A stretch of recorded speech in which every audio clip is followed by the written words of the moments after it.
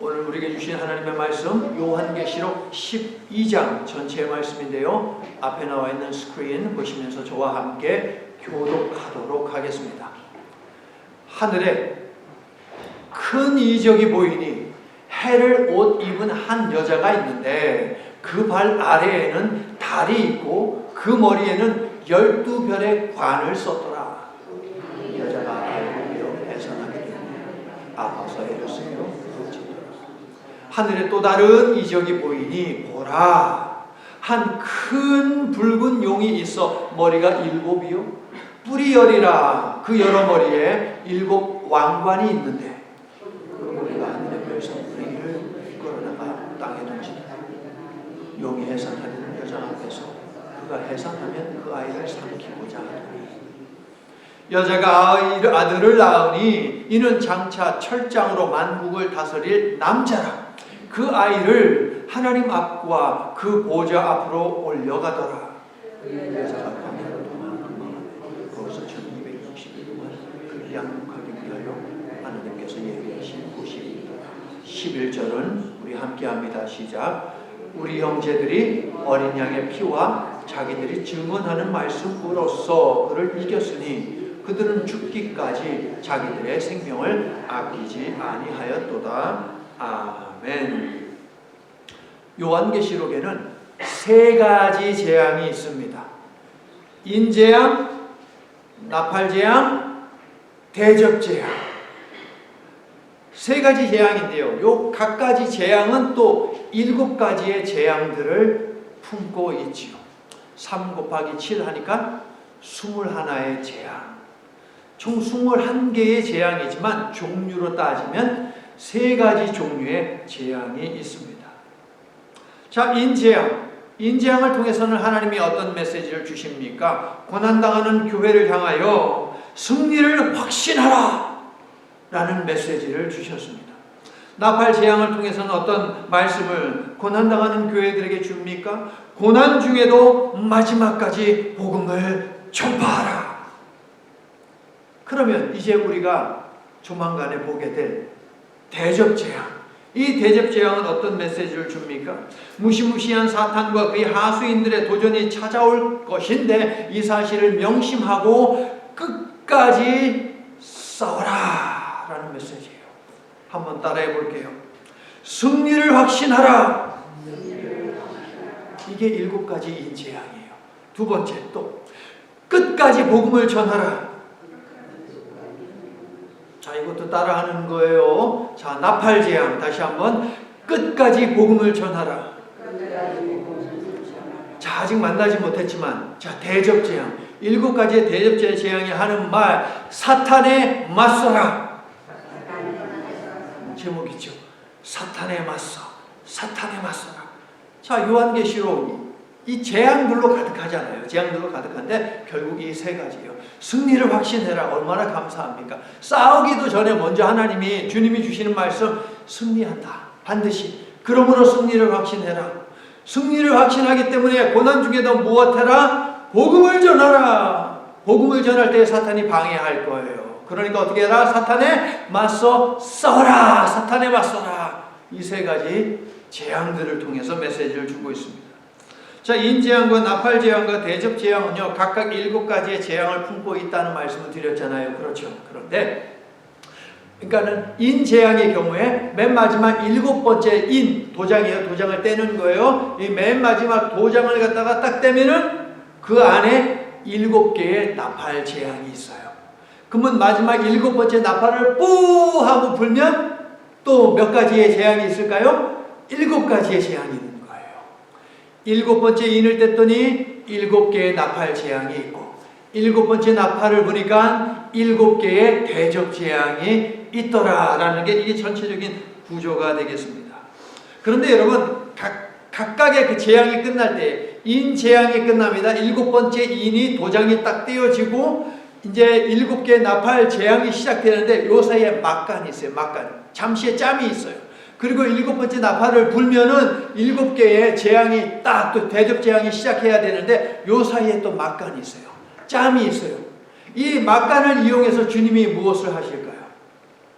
구원을 위해서 믿음을 붙들고 있는 백성들은 구원을 위해서 참고 견뎌라 라고 하면서 위로의 말씀을 주는 거예요. 근데 멸망에 가는 사람들에게는 무슨 얘기를 하는 거예요? 회개해라. 아직 늦지 않았다. 아직은 마지막 최후의 심판이 오지 않았으니까 구원받을 시간이 있다. 회개해라. 두 가지입니다. 성도들에게 위로를 주고 믿지 않는 자들에게는 회개의 기회를 주는 거예요. 이게 이 막간에서 하는 말씀이에요. 왜 이 말씀을 드리느냐? 7번째 나팔이 불렸어요. 그러면 이제 마지막 더 이상의 회개할 기회가 없고 7개의 이제 대접 재앙이 임해야 돼요. 그런데 오늘 말씀을 보니까 그렇지 않아요. 11장 우리 지난주에 본 그 말씀을 보니까 그렇지 않은 것을 우리가 눈으로 확인을 했습니다. 11장 14절 15절을 보세요. 셋째 화가 속히 임한다 라고 하면서 이제 7번째 나팔이 불린다 라는 것을 얘기했어요. 15절을 보니까 진짜 바로 7번째 나팔이 불리죠. 11장 15절. 그리고 나서 어떤 내용이 나옵니까? 24장로들이 큰 소리로 주의 나라와 통치하면서 찬양을 합니다. 그렇죠. 그 다음에 언약궤가 보입니다. 언약궤는 뭐예요? 구원과 심판의 근거예요. 무엇을 토대로, 무엇을 기준으로 하나님이 심판하고 하나님이 구원하느냐? 언약궤, 하나님의 말씀이죠. 이것을 보여줘요. 그 다음에 이제 심판의 도구들이 보이는 거예요. 심판의 도구들 뭔데요? 번개가 있죠. 여러분 11절 그 부분을 보세요. 번개, 음성들, 우레, 지진, 큰 우박. 야, 이제 정말 큰일 났구나. 이거 보면서 이제 알 수 있는 거예요. 하나님이 구약시대에 심판을 하실 때에 등장하였던 심판의 도구들이 쫙 나오잖아요. 이제 7 대접을 하나씩 부는 거예요. 대접. 그릇 있잖아요. 이 그릇을 하나씩 부으면 거기서 이제 막 재앙들이 막 쏟아지는 거거든요. 그러기만 하면 되는데 12장 넘어가서 나오는 얘기가 뭐예요? 갑자기 어떤 여자가 나오고 용이 등장을 하는 거예요. 생뚱맞게. 그러면서 이제 말씀이 어려워져요. 그렇게 12장에는 용과 여인이 있고 13장 보면은 거기 바다 괴물이 있고 육지 괴물이 나오고 그 다음에 14장에 가면 막 싸우고 하는 얘기가 나와서 그래서 요한계시록이 막 복잡해지는 거예요. 그런데 보세요 여러분, 7째 나팔이 울리고 대접 재앙이 시작돼야 되는데 그것은 15장에 가서 대접 재앙이 등장해요. 그러니까 11장에서 마지막 나팔 불었어요. 15장에서 이 분구에 대한 재앙이 임하는 거예요. 요 사이에 12장, 13장, 12장, 13장, 14장 요게 막간이에요. 요 막간을 이용해서 주님이 무슨 이야기를 하시느냐? 똑같아요. 막간을 이용해서 주님은 구원받는 백성들을 위로하세요. 그리고 멸망받는 사람들을 향해서 뭐합니까? 회개해라. 아직 마지막 찬스가 있다 라고 하면서 기회를 주시는 거예요. 그게 12장, 13장, 14장에 있는 내용인데요. 자, 일단 이걸 좀 먼저 한번 짚어봅시다. 우리가 그 7 교회에 주신 메시지를 들으면서 7 교회마다 우리 예수님께서 나타나셔서 뭐 때로는 책망하시고 때로는 칭찬하시잖아요. 7 교회마다. 그러면서 맨 끝에 공통적으로 하시는 말씀이 있어요. 이기는 자에게는 이런 상을 준다. 기억하십니까? 이기는 자에게는, 이기는 성도에게는, 이기는 교회에게는 이러이러한 상급을 준다라는 약속을 하시거든요. 근데 질문이 나오지 않았습니까? 뭐에 대해서 이기는 거예요? 뭐에 대해서? 이긴다라는 것은 싸우는 걸 전제하잖아요. 그럼 누구하고 싸우는 거예요? 뭐하고 싸우는 것을 이야기하는 거예요? 7 교회에 대해서 말씀하시면서는 얘기가 없었어요. 11장에 이르기까지 아무 얘기가 없었어요. 누구랑 싸워야 되는지. 그런데 12장, 13장, 14장에 가서 그 얘기를 하는 거예요. 12장에서 드디어 우리가 싸워야 하는 대적에 대해서 이야기하는데 그 대적이 누구냐? 큰 붉은 용이더라라는 것이에요. 그리고 13장 바다 괴물입니다. 또 육지 괴물입니다. 그건 제가 이제 나중에 어떤 의미냐라는 것을 설명을 해드릴게요. 결국 15장에 가서야 7 대접 재앙이 시작이 되는데 그 막간에 도대체 우리 하나님께서는, 주님께서는 어떤 메시지를 주고자 하시는 것이냐라는 질문이 들거든요. 10장 7절을 보세요, 여러분. 10장 7절. 거기에 숨겨놨어요. 10장 7절을 보세요. 10장 7절 우리가 함께 읽을게요. 시작. 7 천사가 소리를 내는 날. 자, 여기까지. 자, 일곱째 천사가 소리를 내는 날, 무슨 소리? 나팔 소리죠. 일곱째 천사가 자기가 가지고 있는 일곱 번째 나팔을 불려고 할 때에, 일곱 번째 나팔이 마지막이에요. 그렇죠. 마지막 나팔 재앙을 수행하려고 할 때에 누가 등장했어요? 10장 1절을 보니까 또 다른 천사인데 힘센 천사예요.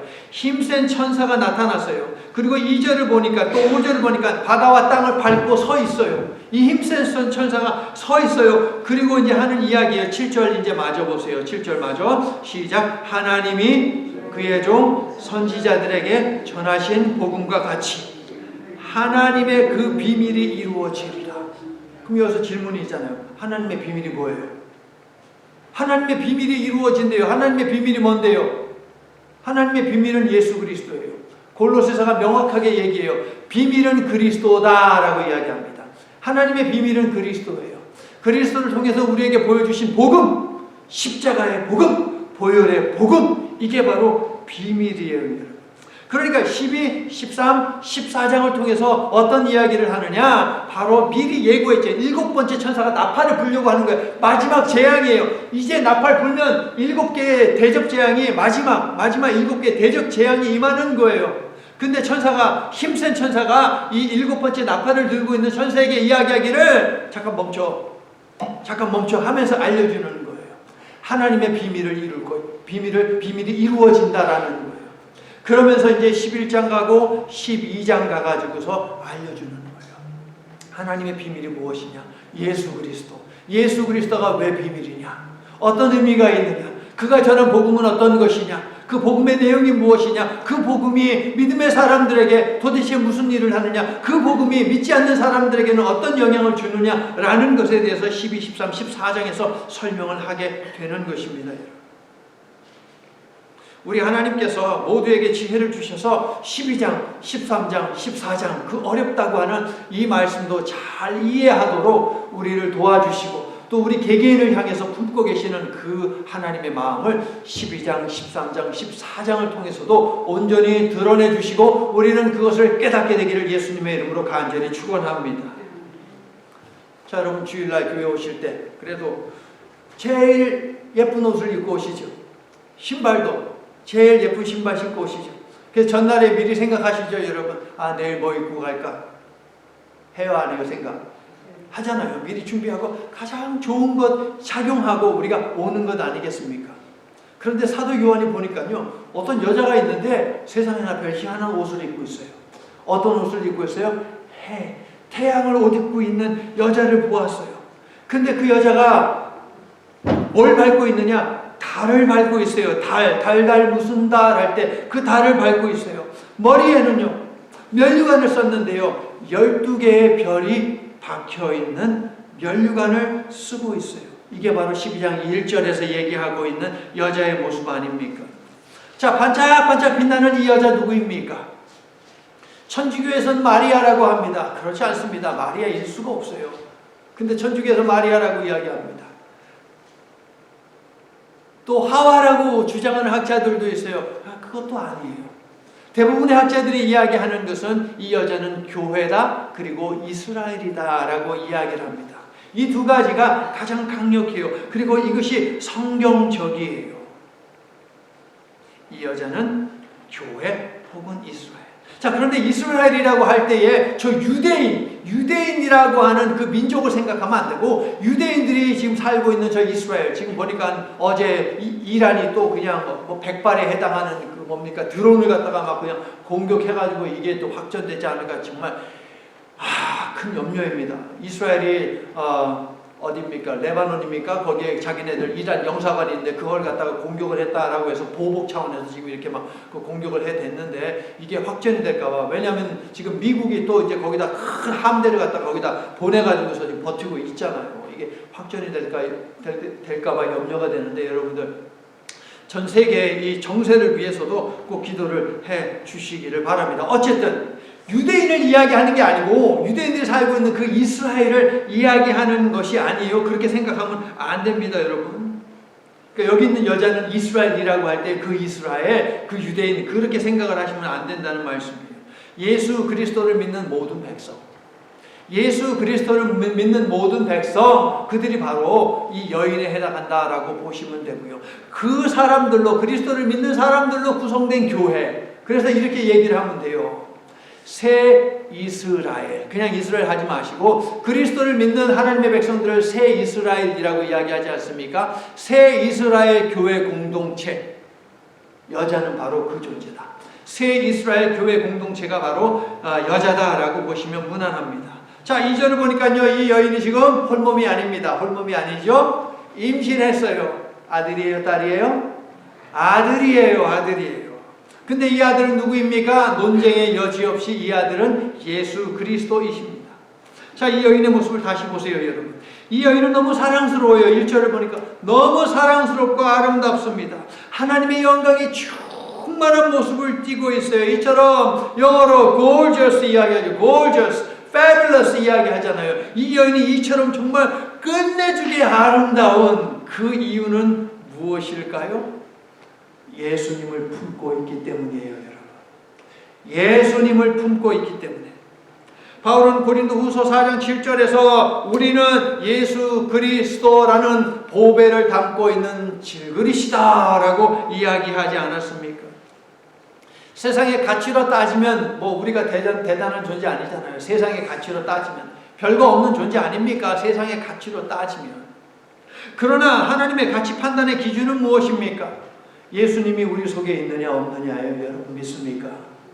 그걸로 우리 하나님은 너 참 아름답다, 너 참 용맹하다, 너 참 사랑스럽다라고 판단하시는 거예요. 자, 보십시오, 여러분. 자, 질그릇이 있어요. 질그릇을 몇 개를 샀어요. 사가지고 그것을 물을 담아서 물을 마시는 그릇으로 사용합니다. 그건 뭐예요? 물그릇. 물그릇이잖아요. 그런데 여러 개 산 것 중에서 요 색깔은 내가 똑같은 질그릇이지만 요 색깔은 내가 밥을 담아서 먹겠다라고 하면 이건 뭐가 돼요? 밥그릇이 되는 거예요. 요거는 조그마니까 내가 여기다 술을 따라 마셔야겠다라고 하면 뭐가 돼요? 술잔이 되는 거예요. 근데 바울은 우리가 질그릇이라 해요. 질그릇. 그러니까 우리가 자, 아침에 여러분들 커피 마시고 오셨어요? 커피 마셨으면 여러분은 커피잔. 여러분이 커피잔인 거예요. 아침에 밥 드셨어요? 그러면 여러분 밥그릇이에요. 밥그릇. 그런데 바울은 이야기하기를 예수가 담겨있다. 그럼 무슨 그릇? 앞에서 하나씩 또 다시 할까요? 물그릇부터 다시 한번 시작할까요? 예수 그릇. 예수 그릇이에요. 나는 예수 그릇이다. 한번 해보세요. 나한테. 그래요. 예수님을 담고 있으면 예수 그릇이 되는 것이죠, 여러분. 그러므로 사랑하는 성도 여러분, 이 하나님이 주신 이 그릇에다가 술 담지 마세요. 술 담으면 뭐가 되는 거예요? 술병이 되는 거예요. 그렇죠? 근데 우리가 하나님의 말씀으로 계속 담는 거예요. 잡생각이 날 때에도 그때도 하나님의 말씀을 계속 담는 거예요. 하나님의 말씀으로 나를 계속 담으면 나는 무엇이 되는 거예요? 성경책이 되는 거예요, 여러분. 하나님의 말씀이 여기 있잖아요. 그러므로 자꾸 잡념이 자꾸 생깁니까? 하나님의 말씀을 묵상하세요. 잡념이 자꾸 생기는데 그걸 갖다가 끊어내지 못하면 나는 무엇이 되느냐? 쓰레기통이 되는 거예요. 감정 쓰레기통을 만들어버리는 거예요. 이 소중한 예수 그리스도의 보혈을 통하여서 주신 생명 아닙니까, 여러분?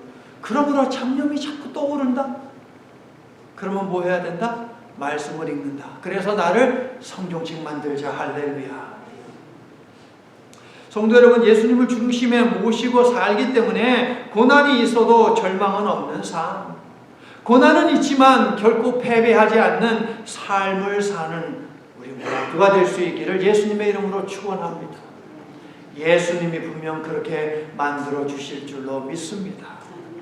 하나님의 아들 예수님을 임신한 여자를 보여주신 다음에 그 다음에 하나님은 또 얘를 보여주세요. 얘가 누구예요? 용이에요. 큰 붉은 용이에요.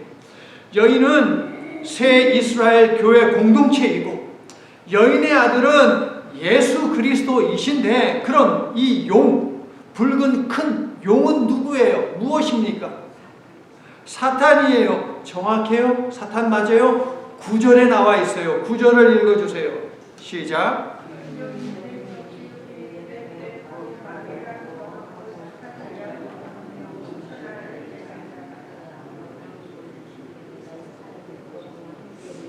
제가 여러분에게 용이 무엇이에요? 라고 물었더니 사탄, 마귀 이야기 하셨어요. 그렇죠. 근데 아무도 옛뱀이라는 말은 안 하셨어요. 옛뱀. 아니, 뱀이면 그냥 뱀이라고 하면 되지. 왜 옛뱀이라고 할까요? 옛뱀, 누구를 갖다가 미혹시켰어요? 아담과 하와. 그런데요, 이 옛뱀 사탄은요, 아담과 하와를 현혹시켰던 그 뱀은 사탄이구나라는 것을 오늘 12장 9절을 통해서 그 정체를 알 수 있는 거예요. 사탄이에요. 그런데 사탄은 아담과 하와만 미혹시키고 하나님에게서 떨어뜨린 것이 아니라 믿는 모든 사람들을 떨어뜨린, 9절을 보세요. 온 천하를 꿰는 자라고 있습니까, 여러분? 온 천하예요, 여러분.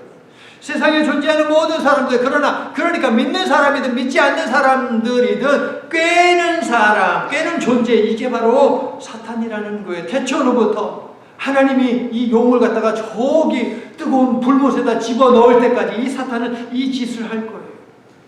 이 사탄이 우는 사자같이 삼킬 자를 찾아 어슬렁거리고 있으니 에베소서 4장 27절 사탄에게 틈을 내지 마시기를 바랍니다. 야고보서 4장 7절 사탄을 대적하는 우리 모두가 될 수 있기를 예수님의 이름으로 축원합니다. 자, 3절에 있는 사탄의 모습을 한번 보세요. 사탄의 모습이 어떻습니까? 사탄은 일곱이라고 하는 것이 반복되지 않습니까? 하나님의 완전함을 철저히 모방을 하는 거예요. 그래서 7개의 머리를 가지고 있고 그 7 머리 위에다가 왕관을 갖다가 지가 쓰고 있어요. 그러니까 7이라는 숫자는 무엇을 이야기하느냐? 사탄은 하나님의 완전함에 도전해가지고 지도 완전하려고 하더라라는 것이죠. 근데 이 사탄이 주는 숫자는 뭐예요? 777이에요? 666이에요? 666이잖아요. 완전할 수 없어요. 7에 도달할 수 없어요. 완전할 수 없어요. 그래서 666이라고 하는 숫자를 하나님께서 사용을 하고 계시는 것이지. 사탄이요, 하나님을 흉내내는데 하나님은 우리가 사도신경을 통해서 고백하듯이 삼위일체 맞습니까? 성부, 성자, 성령 삼위일체잖아요. 그런데 13장 가면 재미있어요. 사탄은요, 자기를 추종하는 바다 괴물을 부려먹고 있어요. 바다 괴물은요, 자신을 또 따르는 육지 괴물을 또 부려먹고 있어요. 그러니까 사탄과 바다 괴물과 육지 괴물을 통해서 나도 삼위일체야 라고 주장을 하는 거예요. 그런데 이것을 뭐라고 불러요? 짝퉁 삼위일체. 참 삼위일체가 아니고 짝퉁이에요. 여러분, 짝퉁 뭔지 알죠? 가짜, 모조품. 7에 도달하고 싶지만 6에 머물 수밖에 없는 그런 존재. 이게 사탄이거든요. 자, 이 사탄을 때려잡을 분이 계시니 바로 이 여인이 낳은 아들 예수 그리스도 아닙니까? 여러분 믿습니까? 이 아들의 모습을 보세요. 5절. 예수님은 뭘 가지고 있어요? 5절 보니까 철장. 철장이 뭐예요, 여러분?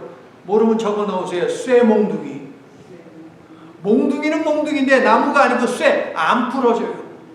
안 부러져요. 예수님이 쥐고 있는 이 심판의 도구, 믿지 않는 자들, 사악한 자들을 향해서 심판의 도구, 그러나 믿는 하나님의 백성들에게는 보호하는 도구 아니겠습니까? 이것을 가지고서 우리 예수님이 심판하신다는 것 아니겠습니까? 근데 철장, 이것은 여러분 계시록 2장 27절에 이미 나왔어요. 이미 교회에 주시는 두아디라 교회일 거예요. 아마도 교회에 나타난 모습으로 예수님은 철장을 쥐고 있는 분으로 나타나셨어요. 그리고 19장 15절을 봐도 우리 예수님은 철장, 쇠 몽둥이로 다스리고 계세요. 사탄 마귀는 구원자와 심판주로 오실 예수님이 태어나실 때부터 예수님을 죽이려고 2살 이하의 영아들을 다 죽인 것 알고 계시죠? 기억하시죠? 태어났을 때 예수님 죽이려고 했다가 못 죽이니까는 헤롯이 2살 이하의 남자들 전부 다 죽이잖아요. 예수님이 공생애를 사실 때 어떻습니까? 그때에도 유대주의자들의 손을 빌려서 예수님을 죽이려고 수도 없이 애썼죠. 그리고 여러 음모를 만들어 가지고 뭐 했습니까? 예수님을 저 저주의 나무인 십자가에 기어이 매달아 죽이지 않았습니까? 그렇게 예수님을 십자가에서 끝장내려고 했어요. 그러나 5절 보세요. 끝장내려고 했는데 우리 하나님이 어떻게 하셨어요? 그 예수님을 끌어올리셨다. 이게 뭐예요? 승천. 뭘 할 수 있습니까? 예수님이 부활하지 않았습니까? 부활하신 예수님에게도 사탄은 손을 대려고 했다는 거예요. 40일 동안 이 땅에 계시면서 부활은 사실이다. 부활은 실제다. 현실이다. 너에게 약속된 것이다. 라는 것을 알리기 위해서 40일 동안 이 사람 저 사람 다 만나셨고, 특별히 이제 이 부활의 복음을 위해서 사역할 제자들을 만나면서 예수님은 부활은 사실이야. 너희들도 부활할 거야. 라는 것을 증명하셨잖아요. 그때의 사탄은 그것을 견디지 못해가지고 죽이려고 했다. 그런데 우리 하나님이 어떻게 하셨다? 올리셨다. 승천. 자, 아들이 승천하고 나서 이 여자는 뭐 합니까? 6절 보니까 광야로 도망쳐요. 왜 도망쳤을까요? 사탄이 죽이려고 하니까. 도망치는데 그곳에 무엇이 있어요? 6절을 보니까 하나님께서 예비하신 곳이 있더라. 은신처. 하나님이 예비해 두신 은신처가 있어요. 자, 이 여자는 여기서 얼마 동안 보호를 받습니까? 1260일. 1260일. 자, 고대의 달력은 1년이 며칠이에요? 360일. 무조건 한 달이 30일이에요. 무조건 한 달이 30일. 30 곱하기 12 하면 1260. 오늘날 달력은 365일이고 어떨 때는 366일도 있습니다. 2월달이 29일일 때는 그렇게 가는 거예요. 하지만은 옛날에는 아니었어요. 360일이었어요. 근데 360 나누게 하면은 어떻게 되느냐? 3년 6개월이 나와요. 12개월 나누면. 자, 3년 6개월. 14절을 보니까요, 이 기간은 한때, 두때, 반때라고 이야기합니다. 또 14절을 보니까 한때, 두때, 반때 더하기 해볼까요? 한때 더하기, 두때 더하기, 반때는 세때 반, 3.5. 3년 6개월이요. 3년 반을 우리가 유추해낼 수 있어요. 여인이 도망쳐서 3년 6개월을 은신처에 거하는 모습은 이스라엘의 3년 6개월의 가뭄 재앙이 있을 때에 하나님께서 엘리야를 은신처로 광야 은신처로 보내셔서 거기에서 먹는 것을 제공을 하셨잖아요. 기억하십니까, 여러분? 그 사건을 기억하게 하는 것이에요. 하나님의 손길. 우리를 피하게 하신다. 그리고 우리에게 필요한 것을 공급해 주신다. 성도 여러분, 사람이 감당할 시험 밖에는 당한 것이 없고 오직 하나님은 미쁘사 감당하지 못할 시험 당함을 허락하지 아니하시고 시험 당할 즈음에 또한 피할 길을 내사 능히 감당하게 하시니 시험의 때에 하나님 약속하신 대로 감당할 힘을 주시옵고 또한 내가 살 수 있는 그 양육의 내용, 양육은 뭐냐면은 필요한 것을 공급한다는 거예요. 그 공급물들을 허락해 주시옵소서라고 기도하시기를 예수님의 이름으로 축원합니다. 피할 길을 내신다 그랬어요, 여러분. 그러니까 이 말씀 붙들고 기도하는 거예요. 이 여인을 위해서 피할 길을 미리 하나님이 예비하셨잖아요. 은신처를 예비하셨잖아요. 그런데 우리는 어떻겠습니까? 우리는 하나님 믿는 사람도 하나님의 자녀들이잖아요. 당연히 마련해 주시지요. 여러분 믿습니까? 11장에도 1260일이 있었고요. 42달이면 3년 6개월이에요. 또 3일 반이라고 하는 숫자도 등장했는데요. 오늘 14절에 세때 반 다 포함해서 이 묵시적인 숫자들은 하나같이 3년 6개월을 이야기하고 이 3년 6개월은 정말 한 달, 두 달, 세 달 해가지고 3년 6개월을 이야기하는 게 아니고 기한, 하나님이 정하신, 제한하신 기한으로 여러분이 보셔야 한다는 것 여러분 기억하세요. 자, 이 숫자는 다니엘에게 주신 것인데 계속 다니엘이 무슨 예언을 도대체 했냐라는 그 이야기는 제가 못하고 있어요. 계속 밀리는 거예요. 말씀이 너무 많으니까 시간이 너무 길면 힘들잖아요. 다음에 제가 다음 주일날 제가 한번 해볼게요.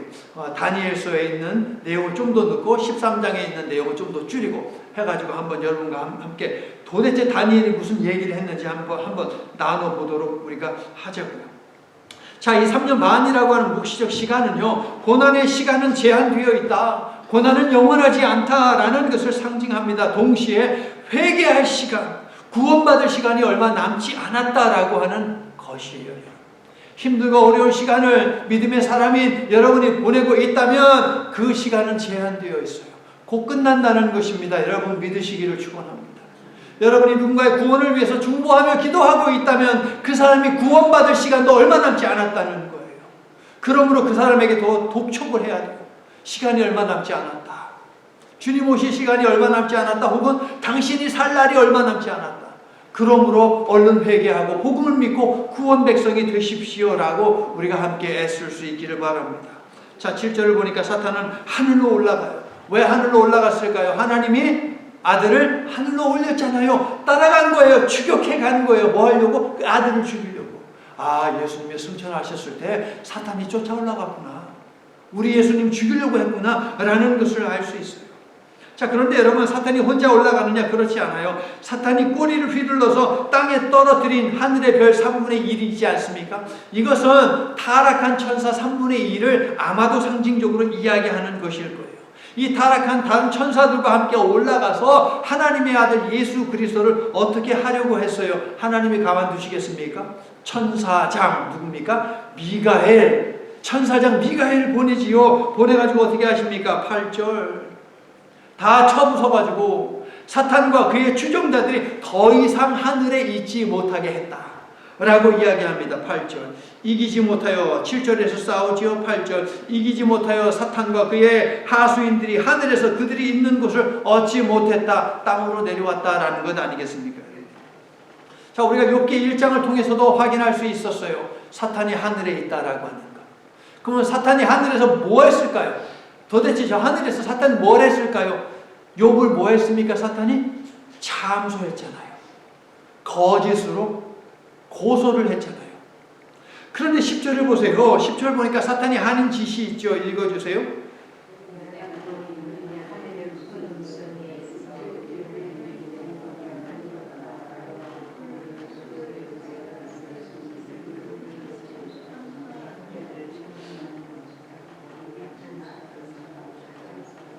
사탄이 뭐 했대요?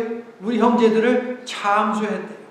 곧 우리 하나님 앞에서 밤낮 참소했대요. 밤낮 계속 하나님 앞에 고소 고발을 했다는 거예요. 하나님 쟤 보세요. 쟤 이렇잖아요. 그러면 쟤 구원 못 받아죠. 하나님 쟤 보세요. 하나님이 축복하니까 저렇게 하나님을 믿는 것이지 한번 쟤를 갖다 한번 어지럽혀 보세요. 그럼 하나님 안 믿을 거예요. 하면서 계속 참소했다는 거예요.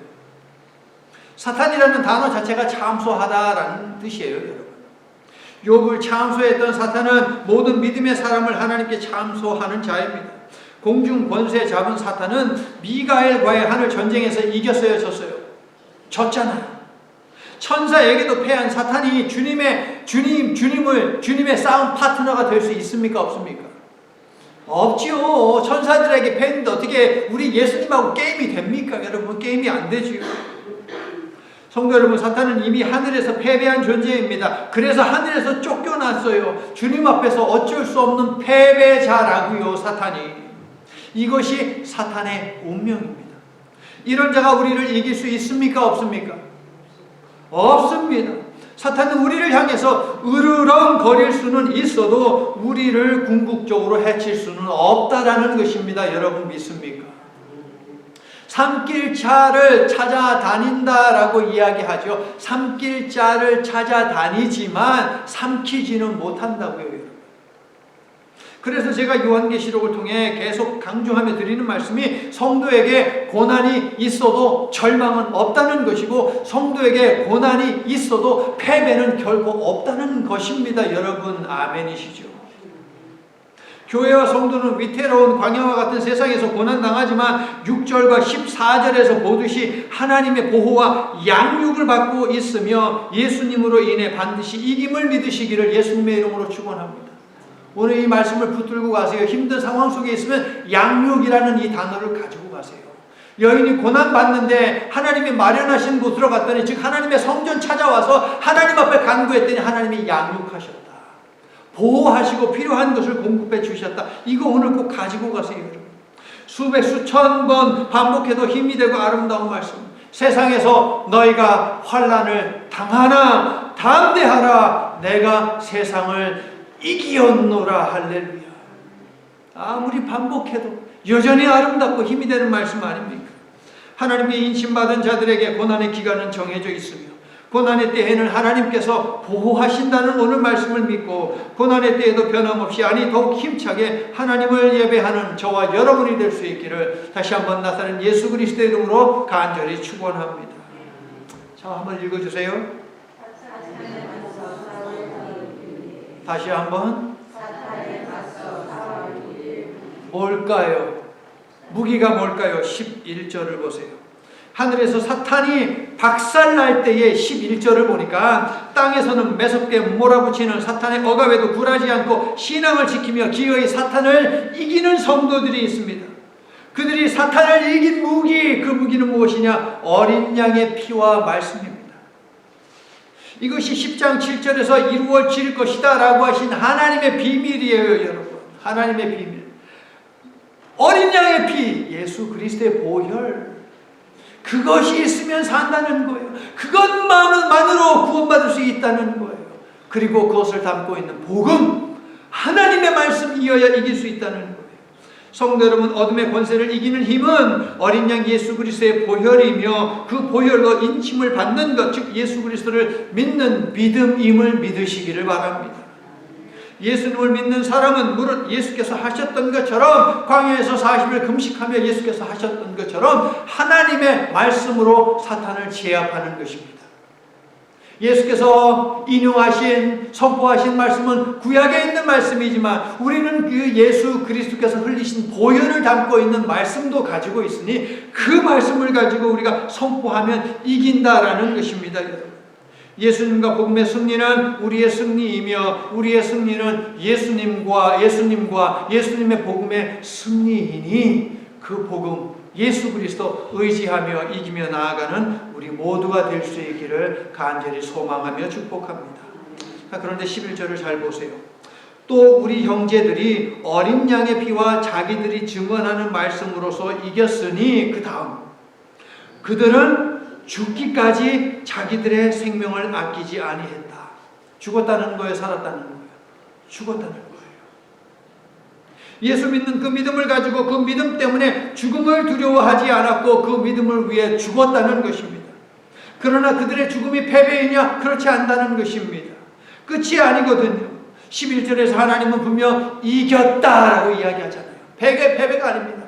그들이 죽었지만 그들은 패배한 것이 아니고 이겼습니다. 11장에서 죽임당한 두 증인이 부활하지 않았습니까? 승천하지 않았습니까? 기억하시죠?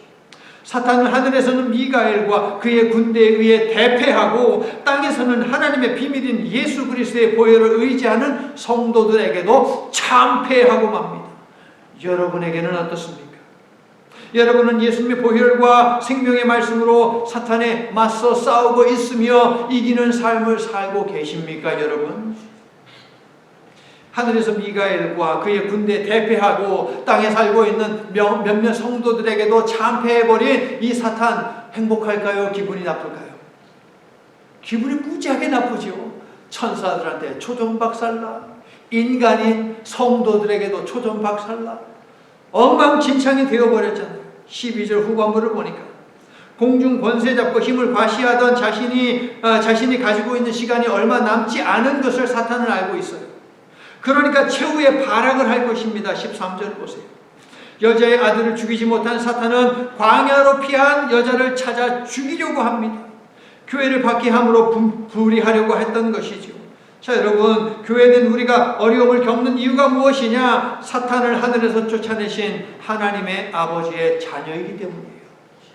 나에게 왜 힘들고 어려운 일이 찾아오느냐? 나는 하나님의 딸이기 때문에, 내가 하나님의 아들이기 때문에 사탄이 나를 건드는구나 라는 것을 알아야 한다고요. 사탄은 하나님과 원수된 자이기 때문에 하나님과 친밀한 관계를 유지하며 하나님을 예배하고 믿음으로 살아가는 우리를 미워하더라라는 거예요. 자, 그렇다면 성도 여러분, 사탄은 하나님의 자녀를 미워하고 괴롭히니까 나 이제부터 하나님 믿지 않고 사탄을 믿어야겠네 라고 생각하는 분 계세요? 안 계시죠? 더욱더 하나님을 믿고 의지해야죠. 사탄을 이길 수 있는 분은 오직 예수 그리스도밖에 없으니까.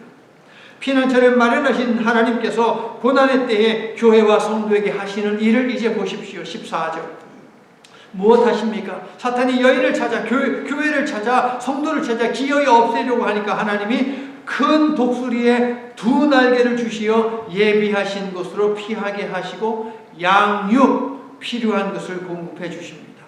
아하, 여호와는 구약 시대에도 공급하시는 분이시고 신약 시대에도 공급하시는 분이시니 오늘 이 시대에도 내가 필요한 것을 피난처 되시는 하나님께 피하면 공급해 주시겠구나라는 것을 알 수 있지요, 여러분.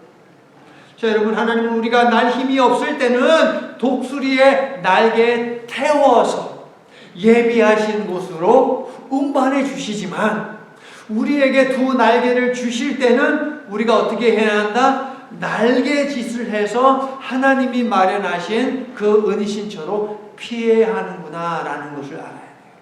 그러니까 무조건 하나님 나를 독수리의 날개에 태워주세요 라고 할 것이 아니고 하나님 나에게 독수리의 두 날개를 주셔서 내가 힘차게 날아 하나님이 마련하신 그 곳으로 날 수 있도록 도와주세요 라고 하는 기도도 필요하겠습니다. 그 믿음의 날개를 우리 모두에게 이미 주셨으니 하나님이 계신 성전 하나님의 품으로 여러분의 삶이 항상 향하게 하시기를 예수님의 이름으로 축원합니다. 자, 1절부터 6절이요 보니까 땅 위에서 펼쳐지는 거예요. 1절부터 6절 보니까 여인이 있고 여인의 아들이 있고 용이 있어요. 용이 괴롭히고 있어요. 땅 위에서. 7절부터 12절을 보니까 하늘에서 전쟁이 벌어지고 있어요. 그런데 이 전쟁에서 천사들이 이기죠. 사탄은 패배하고 맙니다. 그리고 이제 13절부터 17절 내용이 있어요. 이것은 다시 땅 위에서 어떤 일이 벌어지느냐라는 내용인데 하늘에서 쫓겨난 용에 의해 교회와 성도가 핍박받는다라는 거예요. 그래서 우리의 삶 속에서 어려움이 있지만 순서가 중요합니다. 이 땅에서 사탄이 버티고 서서 성도들을 괴롭히기 전에 저 하늘에서 무슨 일이 있었어요? 사탄이 이겼어요? 졌어요? 졌다는 거예요. 이 순서를 기억해야 돼요. 예수님이 살아계실 때에 예수님을 괴롭혔고 초대교회 성도들을 괴롭힌 그 사탄은 이미 하늘에서 패배했습니다. 성도들에게도 패배했습니다. 근데 우리를 괴롭히고 있어요. 누가 이긴다는 거예요? 우리가 이긴다는 거예요. 이미 이겼잖아요. 이미 하늘에서 어린 양의 군대에 참패한 사탄은 어린 양의 피와 말씀으로 무장하여 하나님의 보호를 받는 교회를 결코 무너뜨릴 수 없다는 것입니다. 여러분, 이것을 보셔야 됩니다. 신자가 고통당하기 전에 주님이 먼저 이 땅에서 고통당하셨습니다. 신자가 싸우기 전에 주님이 먼저 천사를 보내셔서 싸우게 하셨고 이기게 하셨습니다. 지상에서 전투가 벌어지기 전에 천상에서 먼저 전투가 벌어졌는데 이기게 하셨다는 거예요. 주님이 신자의 승리를 위해 먼저 승리하셨다는 것입니다. 그러므로 성도 여러분, 고난이 있을 때마다 그리스도께서 미리 승리하셨고 우리를 위해 사탄은 이미 하늘에서 패배하여 쫓겨났다는 이 비밀 복음을 기억하시기를 바랍니다. 승리를 보여준 하늘의 드라마 없이 땅에서 펼쳐지는 우리의 드라마에 집중해서는 안 됩니다. 우리가 이 땅에서 사는 이 드라마에만 집중을 하게 되면 우리는 좌절할 수밖에 없어요. 그런데 하늘에서 이미 미리 벌어졌던 하나님이 이기시고 성도를 이기게 하신다라고 하는 그 약속을 보여주신 이 하늘의 드라마를 우리가 기억하며 살자는 것입니다. 어둠의 권세를 이기신 그리스도의 보혈 없이는 사탄을 결코 이길 수 없습니다. 성도의 삶에 고난은 있지만 좌절도 패배도 결코 없음을 여러분 기억하십시오. 기억하면서 만나게 되는 모든 역경과 시련을 복음 즉 보혈을 흘려 우리를 구원하신 예수 그리스도로 말미암아 이기는 저와 여러분 모두가 될 수 있기를 예수님의 이름으로 축원합니다. 이제 말씀을 마칩니다. 사탄은 아주 비겁한 놈입니다. 15절을 보세요. 여자를 기어이 찾아낸 이 뱀 사탄이 뭐 하나 보세요, 여러분. 여자를 익사시키려고 물을 확 하고 토해내잖아요. 근데 여자의 어디에서 토해냅니까? 뒤에서. 아이, 찌질하잖아요. 감히 앞에서 못하는 거예요. 두려워서. 하나님께서 어떻게 하십니까? 땅을 열어 그 물을 모조리 삼키게 하심으로 여자를 보호하시죠. 과거에 무슨 일이 있었습니까? 저 뒤에서 애굽의 중무장한 군인들이 막 쫓아옵니다. 앞에는 무엇이 있습니까? 홍해가 있습니다. 이제 물에 빠져 죽는 것밖에 남지 않은 거예요. 그때 하나님은 뭐 하셨어요? 확 갈라버리잖아요. 갈라가지고 걸어가게 하지 않습니까, 여러분? 어둠의 권세가 여러분의 삶에 무엇을 토해놓든 여러분이 예수님의 보혈과 하나님의 말씀을 토대로 기도하면 하나님께서 그 흔적까지도 모두 지워주시기를 예수님의 이름으로 축원합니다. 자, 이제 17절 사탄은 물러갑니다. 그러나 세상과 혼돈을 상징하는 바다의 모래 위에 버티고 서서 여자의 남은 후손 곧 하나님의 계명을 지키며 예수의 증거를 가진 성도들과 더불어 싸우려고 합니다. 성도는 하나님을 믿는 우리를 하나님께서 사랑스러워 하시기 때문에 우리의 삶에 고난이 찾아오는구나라는 것을 다시 한번 새기면서 고난 때문에 예수 안 믿어! 라고 반응하지 마시고 우리의 이마에 인쳐주신 무기 예수 그리스도의 보혈 그 복음을 굳게 쥐고 싸워 이기며 하나님께 영광 올려드리는 저와 여러분이 될 수 있기를 예수님의 이름으로 간절히 축원합니다. 아멘. 전능하신 하나님, 사탄의 세력이 아무리 막강해도 구원하시고 보호하시고 양육하시는 하나님의 사랑에서 우리를 절대 끊어낼 수 없음을 믿습니다. 우리는 하나님의 아들 예수님의 보혈로 자녀 삼아주시고 교회 삼아주신 백성들이오니 어둠의 권세와 당당히 맞서 싸우도록 용기와 지혜를 주시옵소서. 그래서 예수님의 이름을 외치며 당당히 시험과 유혹, 고난과 시련에 맞서도록 도와주시옵소서.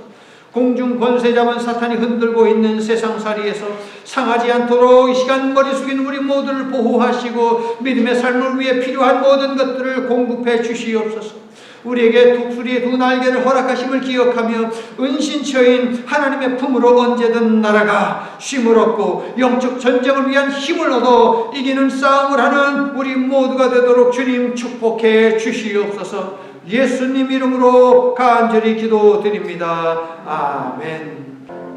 자기 아들을 아끼지 않고 모든 사람을 위해 내어주심을 모든 것을 우리에게 주시는 분이심을 태초부터 오늘에 이르기까지 온 세상 모든 사람으로 알게 하신 하나님의 사랑과 환난과 권고와 박해와 기근과 적신과 위험과 칼 천사들이나 권세자들이나 현재일이나 장래일이나 능력이나 높음이나 기품이나 다른 어떤 피조물도 우리를 향한 하나님의 사랑에서 우리를 끊을 수 없게 하려고 도살당할 양같이 여김받으신 예수 그리스도의 은혜와 우리 연약함을 아시고 말할 수 없는 탄식으로 우리를 위해 간구하시되 하나님의 뜻에 따라 간구하고 계시는 보혜사 성령님의 넉넉히 이기게 하시는 능력이 사탄에 맞서 싸워 이기는 능력인 예수 그리스도의 보혈로 인침받고 생명의 말씀으로 무장하고 하나님이 보내시는 삶의 자리로 흩어지는 모든 아버지 하나님의 백성들 위에 이제로부터 영원토록 함께해 주시옵기를 간절히 축원하옵나이다. 아멘.